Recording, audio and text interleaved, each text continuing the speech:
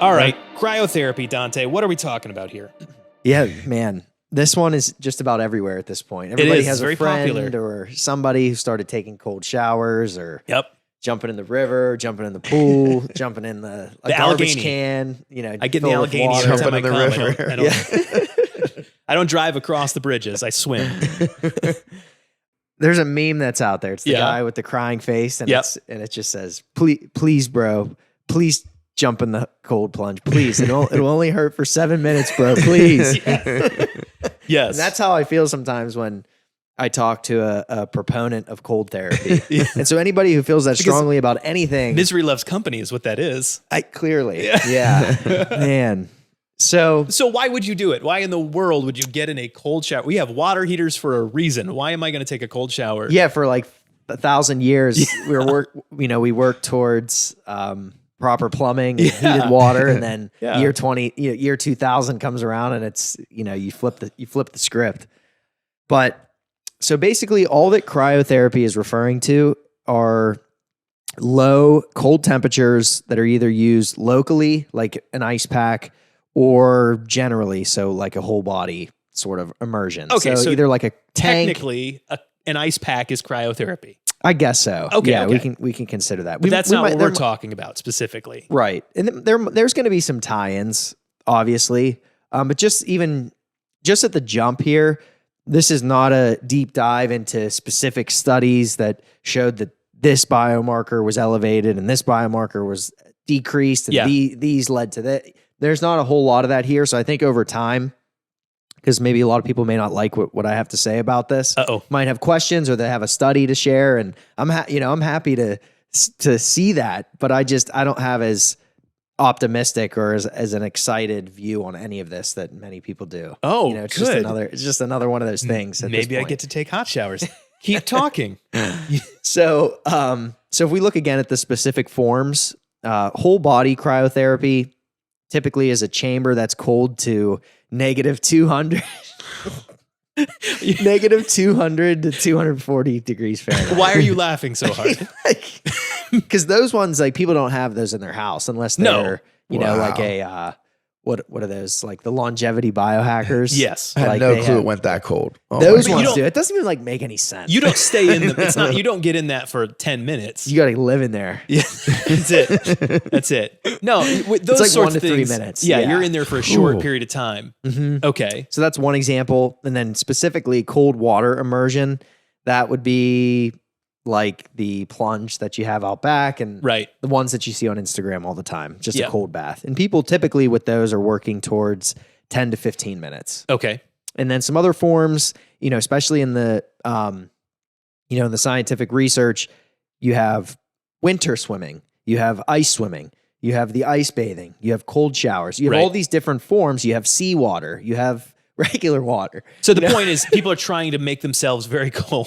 I love how much you're laughing about it. This is so absurd. So wait. All right. So why are people doing it? What is the purported benefit? Yeah, there's a laundry list of benefits. I mean, you just name something, and I guarantee there's something out there that says that plunging in cold will help you with. Okay.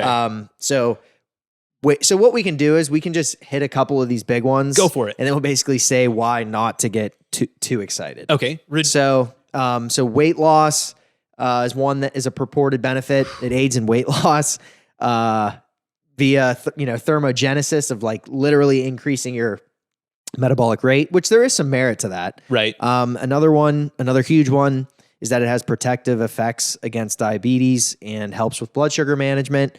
Another, pretty bold claim. There's heard that one. There is apparently implications in cholesterol reduction, which there, from a biomarker perspective, and mice studies and such, there's that. It's not that this can't happen. It's just we're not there yet with a lot of this stuff. We're making these mice cold. To find out if it helps our cholesterol. Yeah. Wow. Also, stress regulation. And then the mental health benefits. And I think that's where I don't want to I don't want to mock that in any respect. Right. There are a lot of people, I have a lot of friends, family, a lot of very smart people on the internet who do this because of the stress benefits, because of the mental health benefits that they feel that they've received from trying this. And so who am I to sit here and say at my limited research that they're wrong and that there's no way that could have possibly benefited them. I remember one in particular that I saw a while ago that actually got me to take cold showers for a minute. Somebody said basically, when I have the opportunity to make myself comfortable and then I willingly go into the most uncomfortable situation I can, that nothing I do today is going to be harder than what I just did. Mm-hmm. So it's easy from here on out. And that makes sense. It makes sense. It's a very like military. Yeah, it's like a very militaristic. Yeah. Sort of principle. And that's cool. I mean, a lot of like MMA fighters and athletes and ex-Navy SEALs, like those are the people that are advocating for this. And that's great. I mean, those people will, whoop my butt.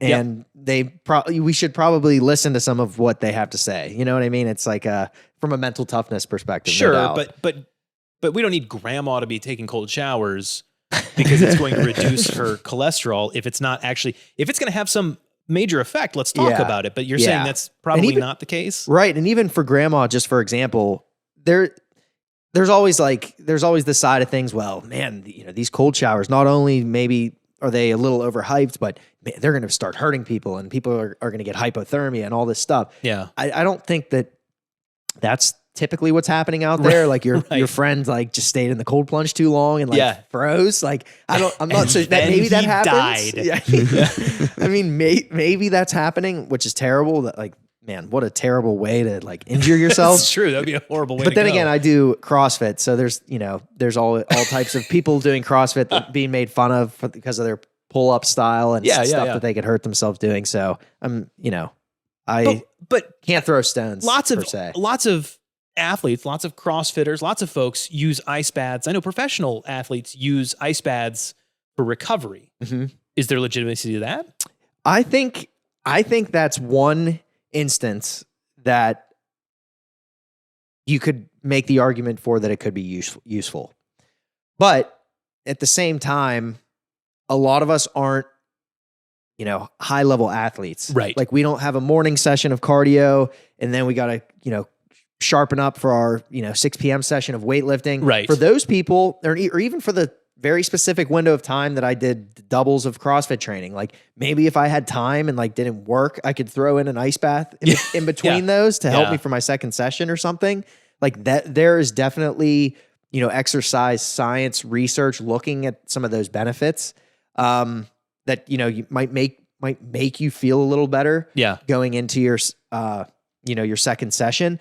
But even just like a lot of the generic, my inflammation is lowered from this ice bath into my second session. It's like, dude, maybe it is a little bit lowered, but there's a million markers and things that can be affected by these like intermittent bouts of cold. Like that very well may cause transient changes. Yeah. But we talked about icing, like holding an ice pack onto your knee or, if you have tendonitis, something like that. It's not really lowering inflammation. That's not typically why, at least from my understanding, why we're recommending people to ice their knee with tendonitis in the moment, unless it's like a new injury or something like that. You're icing it because icing is a flat out pain reliever. Like you're getting some transient pain relief. It can help you go to the next thing. It can help you keep moving, in your day. If you have the bad knee or bad ankle or tennis elbow, those sorts of lingering instances of pain where you just kind of need something to keep you moving. Yeah. But it's very useful. I don't really think there's at this point some healing property of ice. Right. So in the same respect, potentially you could then also make the argument that why the ice bath is helping the athlete for their second session is because their body hurts less from a lot of training. Yeah. Like their body's hurting from a lot of training. Maybe it's like, inflammation's lowered. Maybe, but it's probably just because you're hurting and it's going to help you relieve some pain as you go about the rest of your day into your next session of training. And then also if we want to sit here and talk about training and nitpick details, there's an equal amount of studies to the contrary showing that there are reductions in muscular size or hypertrophy from doing these prolonged, sessions of cold therapy or whatever. Huh. So like, let's just say you're the person who's very concerned about the size of their bicep Yep. growth. You know, Tyler. Clearly. You Yeah. know? So- Yeah. You're getting there. You're getting there, Oh Ty. my gosh. Oh. So that would be one example. That would just be one small argument, maybe against some of the small changes that can occur from, you know, routinely doing cold therapy. Is that, hey, it might help you repair better from session to session if you're doing some high level stuff. Maybe it'll help you repair better, and it may not have like a massive effect on strength performance potentially. But we do see that there's enough out there to say if you're trying to grow, Yeah. the ice baths are not going to help you. Interesting. You know, so it's just, I don't know. And I think that's, maybe we don't have a ton of like performance listeners out there. And that's maybe just like my current life rabbit hole. Yeah. But I think that, you know, no pun intended, the cold therapy thing is like the tip of the iceberg. Like Yeah. it's really one of the last things I'm worried about. Like especially with something like weight loss. Like there's 50 other levers to pull if we're going to sit here and talk about weight loss Yeah. versus, oh, you know, the brown fat adaptation did this and now I'm going to be able to burn this many calories. Maybe that's the case. Maybe Right. that whole brown fat Huberman thing, like the dude is 50 times smarter than I am. Maybe there is some merit to that. But at least at this point in time, there's no large randomized control trials looking at that specifically in large populations of like people receiving cold therapy in the same environment, in the same settings to show that there's some like clinical endpoint benefit to fat loss, Right. let's say. Right. I think that There are other the hype- mechanisms that have more proven sure, actions, like right. calorie reduction or Right. exercise. Yeah, or Ozempic. Yeah. Like, you know, it's like there's things that are out there right now that we know are cutting edge and helping. But again, and then also it's not that we just blow this off. Right. It's just this is one example of the hype moving at a slightly faster rate than the research. You know, they were close for a while and then boom, like the hype just Yeah. in the age of social media, it just exploded. Yeah. And I'm not like a Wim Hof Huberman like hater by any means. I listen and I'm curious to what those guys have to say. It's just that like, just temper the expectations. There are some really compelling and interesting mechanistic studies Mhm. on some of these markers that it might have effects on if you're interested. You know, individual studies, in terms of things like how did it affect weight loss? How did it affect blood sugar? How did it affect stress? Yeah. How did it affect mood? And it's all there if you want to read it, and none of the studies were that great. So all that's saying is not that we can, basically we just don't have everything that we need to know to make bold claims. Fair enough. So, but if you like doing it and you have time to do it, then you should continue to do it. If you're interested in building resilience and mental toughness, the stuff that you mentioned, then you should do it. But to act like there is hard evidence that demonstrates positive benefits to some of the things that we mentioned. Yeah, the it's just laundry not, list. Yeah, it's just a little hard to do that right now. Again, much of them are based in theories. They're simply poorly designed or conducted studies. They're mechanistic data, which we talk about. So those are things like Petri dish studies, quote unquote, studies done in rodents, studies that we're not able to extrapolate to humans yet. And there's simply not enough to make the bold claims So at this point. So you're throwing cold water on it? Pun fully intended. and then actually, even like just thought of one more thing with recovery. Like there's even studies, even for the athletes that, they might have 2 bouts of exercise, let's say. Well, not every gym or not every place that they're having a competition or hotel, like they can't feasibly get that cold exposure that they're looking for. Right. And there's just enough out there to say that riding your bike, like riding, just an easy 10-minute spin on a bike as almost like at a recovery pace. Yeah. Kind of does the same thing. Interesting. So that even ties into some of the research with the cold water interventions for swimmers. Was it the swimming itself that was driving some of these changes? Was it a combination of the cold and the swimming driving the changes? Or again, is it just like the exercise? Yeah. And is it just this little bit of easy exercise that can help you recover better? So it's too still hard up to in the say. air. We don't know. I think it's very much still up in the air. But if you want to do it and you're doing all the other things, turn the shower low and just But the key is do the other things first. Yeah. Because we know more about those. We know that they will. Fair enough.